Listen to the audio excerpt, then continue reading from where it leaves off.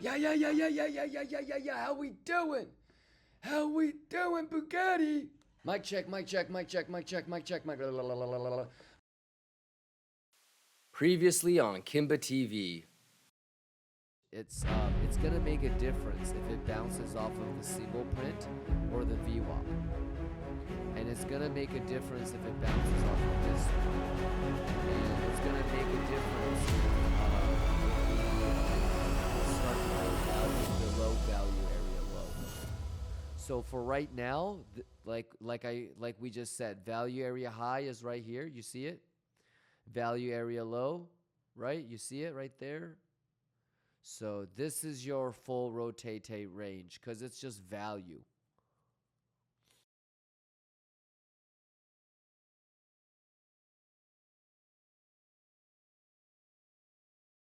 I asked you guys if you guys had any other questions 19 times. We did a 20-hour stream. So yeah, I mean, it's okay, but yeah, I mean, I feel like it was pretty obvious. We had 3 levels. It was like this, and one more thing down here.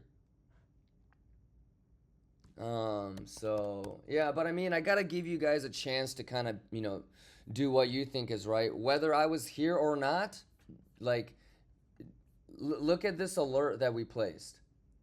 Fire, gas, but oregano. We put that shit March 27th. You should watch the stream on March 27th. I said, I am not going to miss that short. We need to put a fucking alert on this. Fire but gas.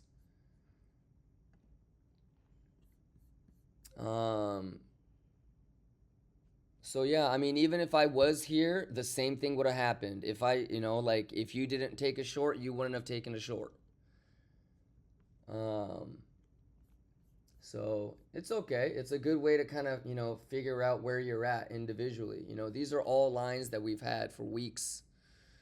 So, yeah, I mean, I told you guys on Friday that we wanted to short this week, whether it was 85, 86, 87, and then even the 89 bad high. So, yeah, but it's okay, brother. But if anything, if you messed it up yesterday, I mean, it's just, I don't think anybody was like longing. So it's just a matter of like, where did people get into shorts? How long did you wait? You know what I mean? So if you missed it, not that big of a deal. There's always going to be another trade. I mean, you got to get ready for that 79 sweep now, right?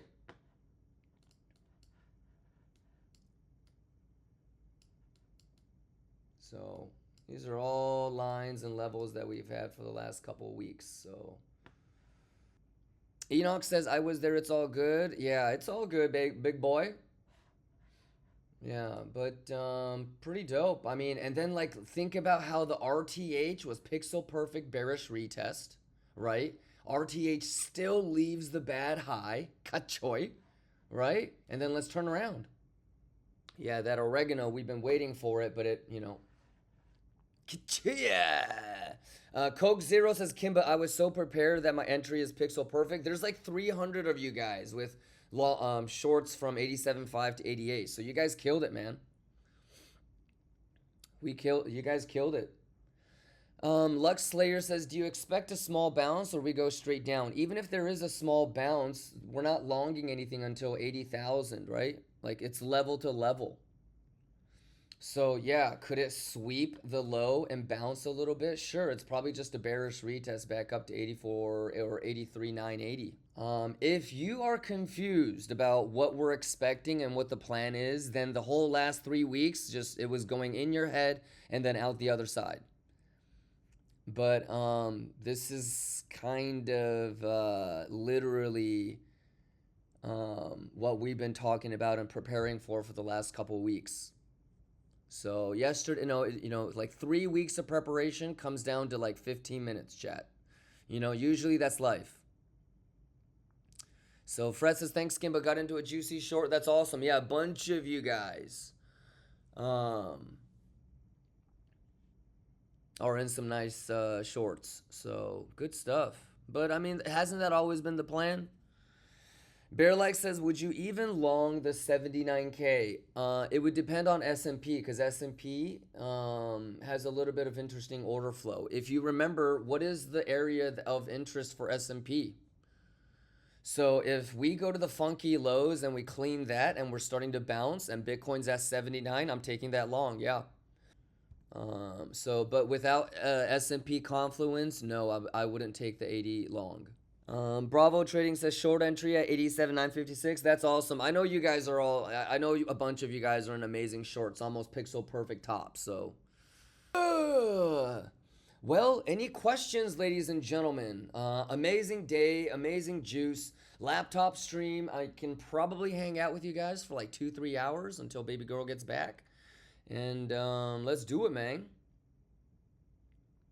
Omar says, I got busy at work around the time we hit 88 mark. Brother, I mean, yeah, I was sleeping in the back of a G5 and I still got it. Thank God for the alarm. Yeah, but Omar, I don't know if you just got here, but we were talking about when we set this alert.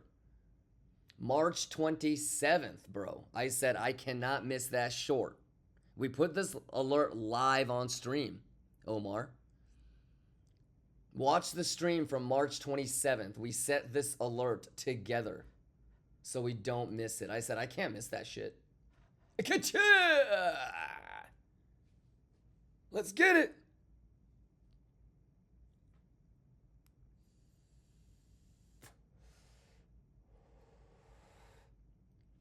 You had the alert too? Oh, that's okay, Omar. There's always going to be another trade. Any questions? Let's get nasty on them, chat.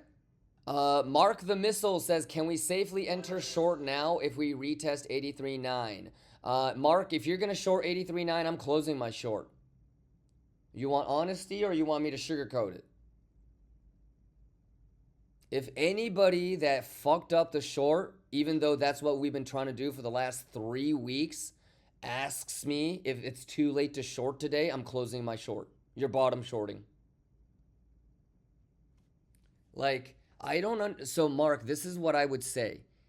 Do not react. Meaning, if it pumps, if it's pumping, don't look for a long. You fucked up. You're late. You're supposed to look for a short. Do you see how I'm now looking for a long? When it's pumping, that's when you short. When it's dumping, you're supposed to look for a long. You do like listen. I don't think you've been really watching the last couple of days, Mark. But one of the things that I've been repeatedly saying, like literally more than 10 times a day, is let's get ready to short if it pumps, and let's get ready to long if it dumps.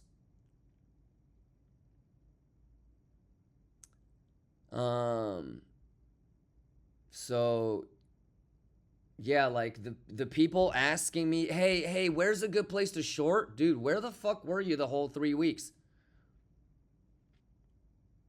You know, now you want to short. Yeah. Just feeling left out. Yeah, so just I don't know if you're a new viewer or if you, but like if you're feeling left out, don't trade. Right? You got. You're emotionally compromised. You're getting baited. Right? You don't see that? You can't tell, like, with self-awareness that you're getting got right now? Like, you're this right here. This is me.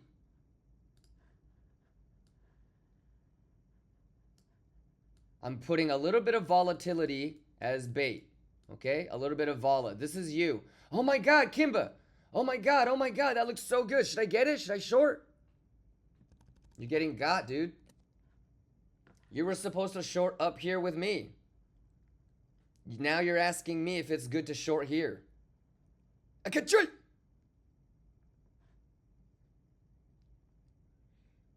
So if I were you, I mean, I'm looking for a long, maybe 80, maybe 76, but I'm going to be like preparing to long when S&P cleans the lows either here or at the funky low, which we've had for about 3.5 weeks now. You just said.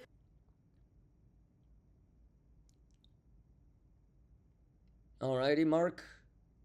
So make sure that you're prepared and you're planned out.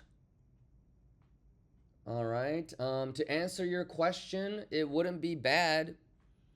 That's what we talked about earlier in the morning. But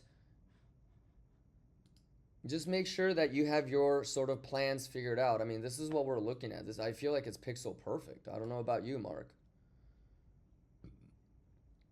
And again, these are all lines and levels and boxes we've had for at least 3 weeks, if not longer. So, what I would do if I were you, Mark, is to start figuring out, okay, when I see this, this, and this, I'm going to long this.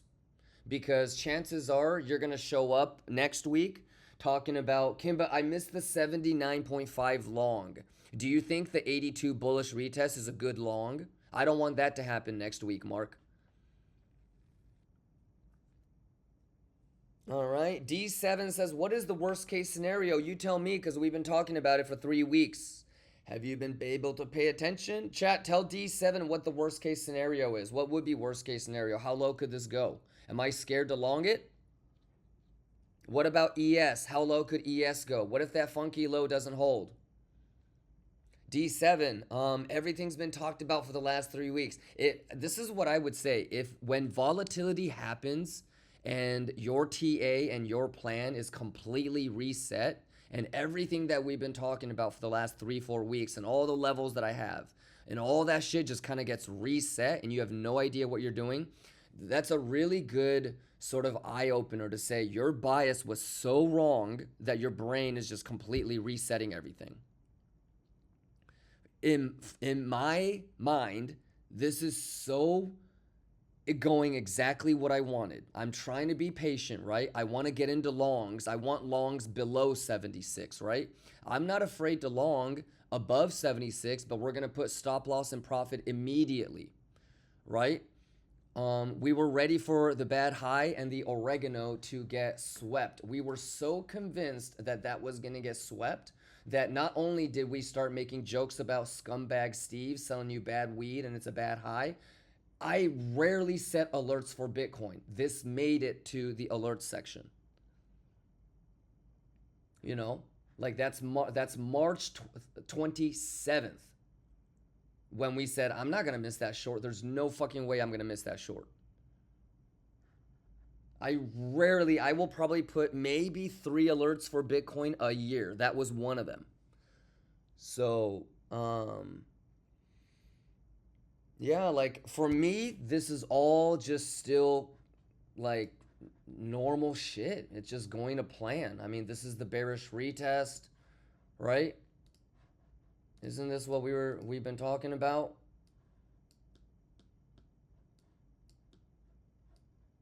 You know, I feel like this is what we got. Actually, let's do a parallel channel. Why don't we just draw one? So, line to line. So, I mean, yeah, it just looks like I don't have any questions. I already know what I'm doing.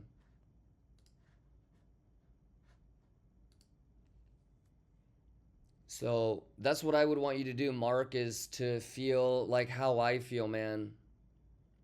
Ayo says, I missed all the katchoy and the juice yesterday. It was much needed. That's okay, Ayo Gains. Missing out on a trade is fine, you know? I'm just glad that like nobody was trying to long or some goofy shit, you know? Yeah, levels identified. We knew, you know, what we're kind of trying to expect. And yeah, even like ES. Just level to level. Is there anything that you want to talk about or ask me about a potential long for a swing fail, a failed auction, or a trident at the 80,000 zone? Okay, do you have CME marked out so you can gauge the CME ETH and RTH? We just talked about it earlier in the day, but imagine if it's during ETH again when we hit that 80,000. Does that give you extra confluence that it might be a local low or less? You know it's going to give you extra, right, Hydra? They've been setting ETH highs and lows all fucking week and month, right? So Macaulay could be interesting. Gap during Macaulay could be interesting, right? So those are things that you want to start thinking about for today and tomorrow. Obviously, you know that if we're going to get a Gucci long, I would much rather get it on Monday or Tuesday. Do you know that it's Thursday on CPI or CPI on Thursday? Thursday is CPI, brother. You good? So I want you to juice up a little bit. I'm gonna try to stay here for another 90 minutes. I'm not sure if it's possible because I have to dip when baby girl gets here. For sure, I have to end it at 4. But I would love to get an RTH 80,000 reaction. However, if that does happen, and if it's not a good low, then I'm already thinking about a lower low during ETH, and that's the structure low that I want to try to get in at. Did all that make sense? Hands up if that made sense. Holy shit. Hands up if that made sense. And it's okay if it didn't. Ask me something to help you figure out what the fuck I just said if it didn't.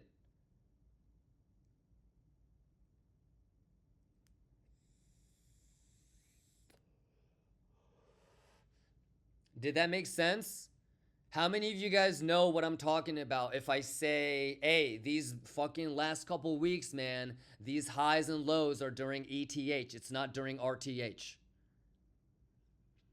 And so you can take that information and understand that even if 80,000 is hit during RTH, if it's not a good low, imagine if ETH sweeps that and then we go, right? That's exactly what happened at 76, is it not?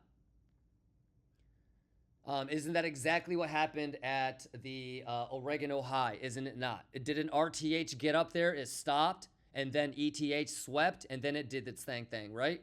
Pattern recognition, yes.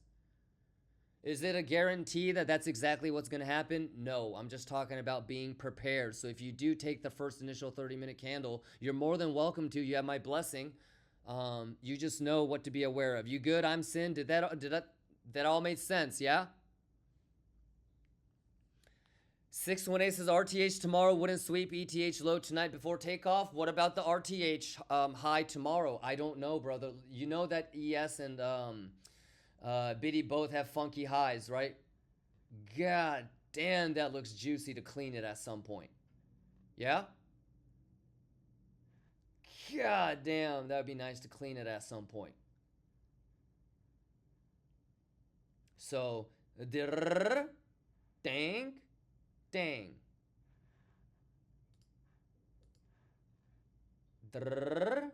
Dank.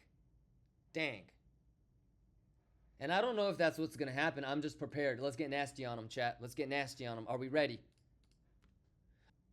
Do you want to talk about, so that being said, obviously I'm talking about S&P confluence being super important next week and during RTH, but I think it was Thomas or somebody else that was asking me, hey, would you take the long if it happens tomorrow? I'll fucking take it during Macaulay if I need to. I'll take it during ETH if I need to. So it's just a matter of hey, but if I'm not gonna miss it, then I need to set an alert. Should we set an alert? No, I can't set an alert because that one is I don't like that long personally. The alert that we could set is Kachoy CME gap.